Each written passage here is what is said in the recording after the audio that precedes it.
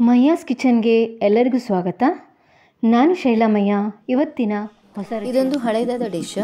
ಬೇಳೆ ಸಾಂಬಾರು ಮಾಡಿ ಬೇಜಾರಾಗಿದ್ದರೆ ಅಥವಾ ತರಕಾರಿ ಬೇಯಿಸಿ ಪದಾರ್ಥ ಮಾಡುವಷ್ಟು ಟೈಮ್ ಇಲ್ಲ ಅಂತ ಇದ್ದರೆ ಇಂತಹದೊಂದು ಹಳೆಯದಾದ ರುಚಿಯಾದ ನೀರುಳ್ಳಿ ಬೆಳ್ಳುಳ್ಳಿ ಗೊಜ್ಜನ್ನು ಮಾಡ್ಬೋದು. ಅನ್ನದ ಜೊತೆ ತುಂಬ ಚೆನ್ನಾಗಿರ್ತದೆ. ಇದನ್ನು ಕೆಲವು ಸಾಮಗ್ರಿ ಮನೆಯಲ್ಲಿ ಇರುವಂಥದ್ದನ್ನೇ ಉಪಯೋಗಿಸಿ ಮಾಡುವಂಥದ್ದು. ಮೊದಲಿಂದಾಗಿ 7-8 ಒಣಮೆಣಸನ್ನು ತಗೊಂಡು ಹೀಗೆ ಎಣ್ಣೆಯಲ್ಲಿ ಫ್ರೈ ಮಾಡಿ ತೆಗೆದಿಟ್ಕೊಳ್ಬೇಕು. ಅದೇ ಎಣ್ಣೆಗೆ ಸ್ವಲ್ಪ ಅಂದರೆ 7-8 ಬೆಳ್ಳುಳ್ಳಿಯನ್ನು ಕೂಡ ಹಾಕ್ಕೊಂಡು ಹೀಗೆ ಫ್ರೈ ಮಾಡ್ತಾ ಇರಬೇಕು. ಬಣ್ಣ ಬದಲಾಗೋ ತನಕ ಫ್ರೈ ಮಾಡ್ತಾ ಇದ್ದರೆ ಸಾಕು. ಇದು ಹೆಚ್ಚು ಫ್ರೈ ಆಗಿ ಕರಕಲಾದರೆ ಟೇಸ್ಟ್ ಚೆನ್ನಾಗಿರೋದಿಲ್ಲ. ಅದರಿಂದ ನೋಡಿಕೊಂಡು ಹುರಿಬೇಕು. ಈಗ ಫ್ಲೇಮನ್ನು ಆಫ್ ಮಾಡಿ ಬೇಸಪ್ಪನ್ನು ಕೂಡ ಹಾಕಿ ಅದರೊಟ್ಟಿಗೆ ಫ್ರೈ ಮಾಡಿ ಜೀರಿಗೆಯನ್ನು ಕೂಡ ಒಟ್ಟಿಗೆ ಹಾಕ್ಕೊಂಡು ಅದನ್ನು ನಾವೀಗ ಒಂದೊಂದಾಗಿಯೇ ತೆಗೆದಿಟ್ಕೊಳ್ಬೇಕು. ಹೀಗೆ ತೆಗೆದಿಟ್ಕೊಂಡು ಸ್ವಲ್ಪ ಅದು ತಣಿದ ನಂತರ ನಾವು ಈಗ ಅದನ್ನು ಒಂದೊಂದಾಗಿಯೇ ಜಜ್ಜಿ ಕುಟ್ಟಿ ಪುಡಿ ಮಾಡ್ಕೊಳ್ಬೇಕು. ಮೊದಲಿಂದಾಗಿ ನಾವು ಒಂದು ಕುಟ್ಟಾಣಿಯನ್ನು ತಗೊಂಡು ಹುರಿದ ಒಣಮೆಣಸನ್ನು ಮಾತ್ರ ತಗೊಂಡು ಈಗ ಹಾಕಿ ಜಜ್ಜಿ ಪುಡಿ ಮಾಡ್ಕೊಳ್ಬೇಕು. ಈ ಥರ ಎಲ್ಲವನ್ನು ಹೀಗೆ ಹಾಕ್ಕೊಳ್ತಾ ಇದ್ದೇನೆ. ಈಗ ನಾವು ಅದನ್ನು ಸ್ವಲ್ಪ ಪುಡಿ ಆಗೋ ತನಕ ಹೀಗೆ ಜಜ್ಕೊಳ್ತಾ ಇರಬೇಕು. ಮೊದಲೆಲ್ಲ ಎಲ್ಲ ಪದಾರ್ಥಗಳನ್ನು ಹೀಗೆ ಕುಟ್ಟಿಯೇ ಪುಡಿ ಮಾಡ್ಕೊಳ್ತಾ ಇದ್ದರು. ಆ ಕುಟ್ಟಾಣಿಯ ಶೇಪ್ ಕೂಡ ಬೇರೆ ಬೇರೆ ಥರದಲ್ಲಿ ಇರ್ತಾಯಿತ್ತು, ಅಗಲವಾಗಿ ಚಟ್ಟೆಯಾಗಿ. ಹಾಗೆ ತುಂಬ ಕ್ವಾಂಟಿಟಿ ಕೂಡ ಹಾಕ್ಕೊಂಡು ನಾವು ಜಜ್ಕೊಳ್ಬೋದಾಗಿತ್ತು. ಈಗ ನಾವೆಲ್ಲ ಮಿಕ್ಸಿ ಜಾರ್ಗೆ ಹಾಕ್ಕೊಂಡು ಅರಿತೇವೆ.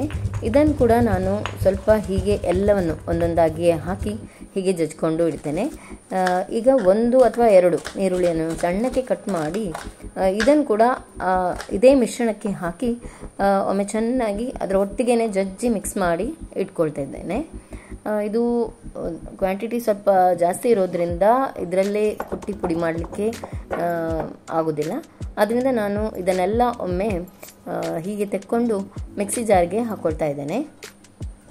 ಈ ಕುಟ್ಟಾಣಿಯಲ್ಲಿ ಸ್ವಲ್ಪ ಕ್ವಾಂಟಿಟಿ ಇದ್ದರೆ ಮಾತ್ರ ಜಜ್ಜಿ ಮಿಕ್ಸ್ ಮಾಡಿ ಇಟ್ಕೊಳ್ಬೋದು. ಸ್ವಲ್ಪ ಜಾಸ್ತಿ ಪ್ರಮಾಣದಲ್ಲಿ ಇದ್ದರೆ ಹೀಗೆ ನಾವು ಮಿಕ್ಸಿ ಜಾರ್ಗೆ ಹಾಕ್ಕೊಂಡು ಒಮ್ಮೆ ನೀರು ಹಾಕ್ಕೊಳ್ದೇನೆ ಈಗ ಒಮ್ಮೆ ಚೆನ್ನಾಗಿ ಗ್ರೈಂಡ್ ಮಾಡಿಕೊಂಡು ಬರ್ಬೋದು. ಇದಕ್ಕೆ ನಾನು ಒಂದು ಉಂಡೆ ಗಾತ್ರದ ಹುಳಿ ಹಾಗೆ ಉಪ್ಪು ಇದನ್ನು ಕೂಡ ಹಾಕ್ಕೊಂಡು ಒಮ್ಮೆ ಚೆನ್ನಾಗಿ ನೀರು ಹಾಕದೇನೆ ಗ್ರೈಂಡ್ ಮಾಡ್ಕೊಂಡು ಬರ್ತೇನೆ. ನೋಡಿ, ತರಿಯಾಗಿ ರುಬ್ಬಿದ್ರೆ ಈ ಎಲ್ಲವೂ ಮಿಕ್ಸ್ ಆಗಿ ಒಂದು ಮುದ್ದೆ ಥರ ಆಗ್ತದೆ. ನೋಡಿ, ಇದಕ್ಕೆ ಅರಿಯಲು ಈಗ ಕೊತ್ತಂಬರಿ ಸೊಪ್ಪನ್ನು ಕೂಡ ಹಾಕ್ಕೊಂಡು ರುಬ್ಬಿದ್ರೆ ಒಂದು ಒಳ್ಳೆಯ ಘಮ ಬರುವಂತಹ ರುಚಿಯಾದ ನೀರುಳ್ಳಿ ಬೆಳ್ಳುಳ್ಳಿ ಗೊಜ್ಜು ನಮ್ಮ ಅನ್ನದ ಜೊತೆ ಹಾಗೆ ಗಂಜಿ ಜೊತೆ ಸವಿಲಿಕ್ಕೆ ಸಿದ್ಧವಾಯಿತು. ನೋಡಿ ಇದು ಒಂದು ಮುದ್ದೆ ಥರ ಆಗಿದೆ. ಬೇರೆ ತರಕಾರಿಗಳು ಇಲ್ಲ ಅಂತ ಇದ್ದರೆ ಈ ಥರ ಸಿಂಪಲ್ ಆದ ರುಚಿಯಾದ ಗೊಜ್ಜು ಮಾಡಿ ಟ್ರೈ ಮಾಡಿ. ಇದಂತೂ ಟೇಸ್ಟ್ ತುಂಬಾ ಅದ್ಭುತವಾಗಿರ್ತದೆ. ಒಮ್ಮೆ ತಿಂದವರು ಪ್ರತಿದಿನ ಇದೊಂದು ಸೈಡ್ ಡಿಶ್ ಇರಲಿ ಅಂತ ಮಾಡಿಟ್ಕೊಳ್ತೇವೆ. ಇದನ್ನು ನೀವು ಬೇಕಾದಷ್ಟು ದಿನ ಸ್ಟೋರ್ ಮಾಡಿ ಕೂಡ ಇಡ್ಬೋದು. ಹಾಗಿದ್ರೆ ಇವತ್ತೇ ಮಾಡಿ ನೋಡ್ತಿರಲ್ಲ, ಮಾಡಿ ನೋಡಿ ರುಚಿ ಹೇಗಿತ್ತು ಅಂತ ಹೇಳಲಿಕ್ಕೆ ಮರಿಬೇಡಿ. ಈ ವಿಡಿಯೋ ನಿಮಗೆ ಖಂಡಿತವಾಗಿಯೂ ಇಷ್ಟವಾಗ್ತದೆ ಅಂತ ಭಾವಿಸ್ತೇನೆ. ಇದನ್ನು ಅನ್ನದ ಜೊತೆ ಸವಿದು ಹೇಗಿದೆ ಅಂತ ಹೇಳಲಿಕ್ಕೆ ಮರಿಬೇಡಿ. ಹಾಗೆ ಈ ವಿಡಿಯೋಗೊಂದು ಲೈಕ್ ಹಾಗೆ ಶೇರ್, ಹೊಸಬರಾಗಿದ್ದರೆ ಸಬ್ಸ್ಕ್ರೈಬ್ ಮಾಡಲಿಕ್ಕೆ ಮರಿಬೇಡಿ ಅಂತ ಹೇಳ್ತಾ ಮುಂದಿನ ಸಂಚಿಕೆಯಲ್ಲಿ ಭೇಟಿ ಆಗ್ತೇನೆ. ಅಲ್ಲಿವರೆಗೂ ಟೇಕ್ ಕೇರ್, ಬಾಯ್.